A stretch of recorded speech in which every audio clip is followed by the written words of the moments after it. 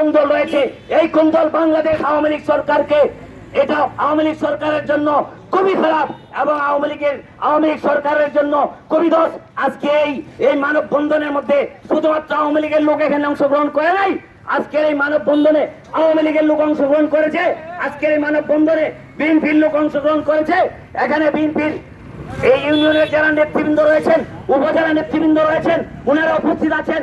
আজকে সর্বস্তরের এখানে স্কুল রয়েছে, স্কুলের শিক্ষক এখানে উপস্থিত রয়েছেন, বিভিন্ন মাদ্রাসার বিভিন্ন মসজিদের ইমাম সাহেব রয়েছেন, রিক্সা চালক থেকে ভ্যান চালক থেকে সর্বস্তরের জনগণ এখানে আজকে উপস্থিত হয়েছেন।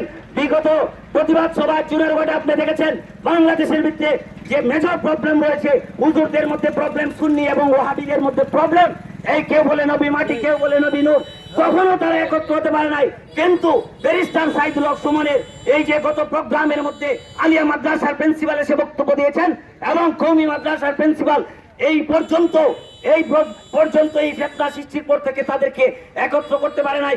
একমাত্র ব্যারিস্টার সুমনের ভালোবাসায় সুন্নি জামাতের আলেমরা আসছেন এবং কওমি যাদেরকে আমরা তবলিগ বলি তারা আসছেন, এসে মানববন্ধন করেছেন।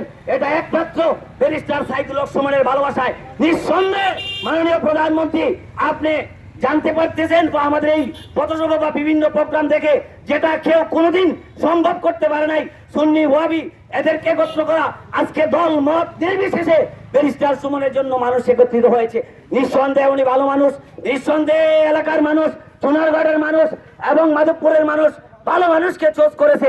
যাই হোক, ব্যারিস্টার সাইদুল, আমার পরিষ্কার কথা, আমি ওনার একজন কর্মী হিসাবে একদম ক্লিয়ার, নিট এন্ড ক্লিন আমি কথা বলতে চাই। এখানে 2-3 ধরনের রয়েছে। উনি অনেক বড় বড় সন্ত্রাসীদের বিরুদ্ধে, অনেক বড় বড় দুর্নীতিবাজদের বিরুদ্ধে উনি কথা বলেছেন।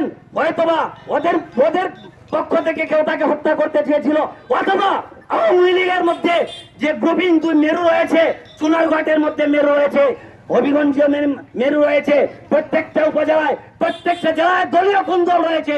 আমি আজকের এই পথসভা মানববন্ধনের মাধ্যমে আমি সমস্ত এই কুন্দলকারীদেরকে বলতে চাই এবং মাননীয় প্রধানমন্ত্রী সহ আওয়ামী লীগের যারা রয়েছেন অভিভাবকদেরকে আমি আহ্বান জানাতে চাই, এই সমস্ত কুন্দলের প্রতি আপনারা নজর দিবেন এবং যারা কুন্দল সৃষ্টি করে তাদের মন উপড়ে ফেলে দিবেন। আজকে আমি এইটাও সুন্দর করি, সোনারগড়ে যে ব্যাপকভাবে আমাদেরকে অনেক সময় অনেকে আমাদেরকে হুমকি দামকি দিয়েছে 7 তারিখের পরে দেখে নিবে। যাই হোক, সোনারগড়ের রাজনৈতিক কুন্দলের কারণে হতে পারে, এটা খতিয়ে দেখার জন্য এবং যাদের বিরুদ্ধে, সন্ত্রাসীদের বিরুদ্ধে, অন্যায়কারীদের বিরুদ্ধে ব্যারিস্টার সাইদুল হক সুমন কথা বলেছেন, ওদের মধ্যে থেকে হতে পারে। শুধুমাত্র বড় বড় সন্ত্রাসীদেরকে চিন্তা করলে হবে না, ছোট একটি মানুষও কিন্তু ব্যারিস্টারকে সোনারগড়ের কোন রাজনৈতিক কুন্দলের কারণেও কিন্তু তাকে হত্যা করতে পারে। কি বলেন আপনারা?